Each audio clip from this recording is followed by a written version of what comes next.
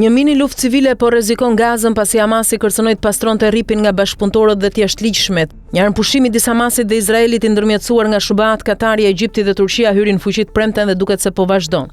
Por vatra dhune kanë shpërthyer në rripin e shkatëruar midis Hamasit dhe grupeve rivale, ndërsa ata kërkojnë të mbushin boshllokun e pushtetit të lënë nga tërheqja izraelite.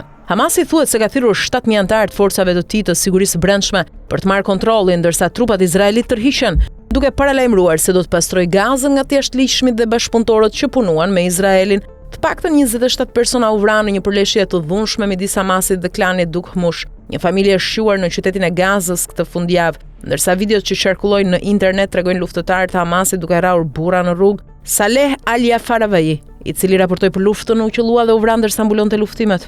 Burime mjekësore i than BBC se 19 anëtarë të klanit Duk Hmush edhe 8 luftëtarë të Hamasit janë vrarë që nga fillimi i luftimeve të shtunën. Ministria e Brendshme e Gazës, e drejtuar nga Hamasi, tha se forcat e saj po përpiqeshin të rivendosnin rendin dhe paralajmëroi kundër çdo aktiviteti të armatosur jashtë kornizës së rezistencës. Ata pretenduan se bashkëpunëtorët dhe informatorët u kapën dhe u arrestuan në qytetin e Gazës pasi u provua se ata ishin të përfshirë në spionazh për armikun. Megjithatë, familja Duk Hmush, e cila është përleshur me Hamasin gjatë viteve, u tha mediave lokale se Hamasi e përdori armëpushimin si justifikim për të shënjestruar ata, duke pretenduar bashkëpunim me Izraelin, gjë që familja e ka mohuar. Një bashkëpunëtor i lartë në Rusi, specializuar në çështjet e lindjes së mesme dhe sigurinë rajonale, tha se Izraeli ka të ngjarë të vazhdojë mbështetjen e tij për grupet militante anti-Hamas. Po e gjoj këtë nga njerëz të ndryshëm të lidhur me terrenin në Gaza, se po zjen një mini luftë civile midis Hamasit dhe figurave anti-Hamas, taj, duke shtuar, figurat anti-Hamas nuk janë njerëz si autoriteti palestinez, figurat anti-Hamas janë forca bashkëpunuese me izraelitët. Nga ajo që po dëgjoj, Hamasi duket se po ndjek edhe familje tradicionale dhe fise tradicionale që thjesht nuk duan që Hamasi të jetë në krye,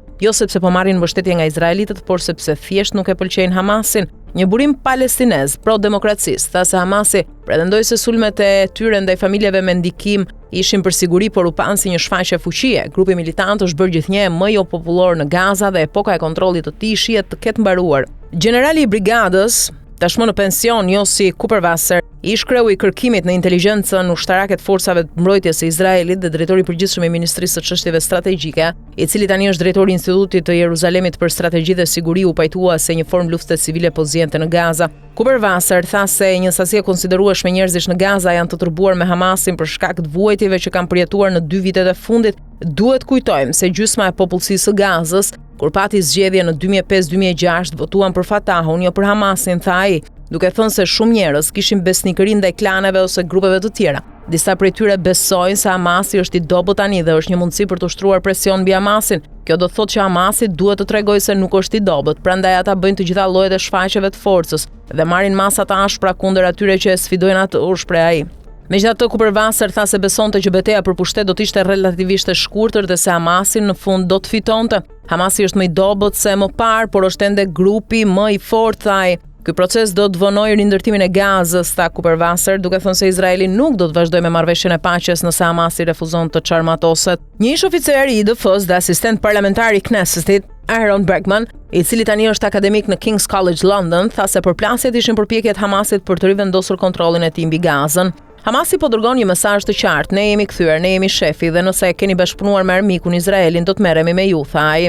Bregman thotë se njëjta situatë kishte ndjekur konflikte të tjera përfshirë edhe pas tërheqjes së Izraelit nga Libani jugor në vitin 2000, kur shumë nga ata që kishin punuar me Izraelin ikën nga vendi ndërsa Hezbollahu përpoqti ndiqte. Izraeli ka lejuar disa bashkëpunëtorë të hyjnë në zonat e Gazës të kontrolluar nga Izraeli, pas ta ashtu quajturës vije verdh, gjë që mund të ofrojë një zgjidhje të përkohshme, tha Bregman. Në planin afatgjat, Izraeli mund bjerë dakord të rivendosë njerëzit që e mbështetën gjatë konfliktit, shtoi ai. Kuperwasser tha se ishte shumë herët për të thënë se kjo do të ofrojë, sepse Izraeli aktualisht mbante rreth gjysmën e rripit dhe se shumë grupe nuk kishin nevojë për mbështetjen izraelite për të luftuar Hamasin. Heller tha se mund t'i përshtatet Izraelit që konflikti të vazhdojë në Gaza sepse i mundsoi shtetit të mbante një prani në rrip, diçka me të cilën u pajtuan zërat pro-demokraci palestineze. Nëse dhuna vazhdon, duket e pamundur që forca paqëruese e planifikuar nga Donald Trump, forca ndërkombëtare e stabilitetit, do të jetë në gjendje të marrë kontrollin, tha Halliard, dhe IDF nuk kërkohet të tërhiqet derisa ISF të jetë e pranishme sipas planit të Trumpit. Nëse ajo gjysmë është e pakontrollueshme, atëherë gjysma tjetër nuk ka nevojë të dorëzohet, kështu që thjesht bëhet një zonë tampon e zgjeruar, tha Halliard.